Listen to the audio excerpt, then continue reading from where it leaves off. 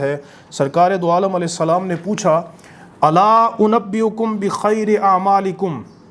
کہ کیا میں تمہیں تمام اعمال سے بہتر عمل نہ بتاؤں وازکاھا عند ملیککم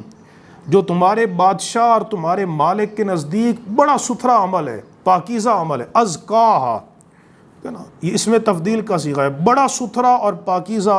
عمل ہے، وارفعھا فی درجاتکم اور جو تمہارے درجات کو بہت بلند کرنے والا اللہ کی بارگاہ میں جو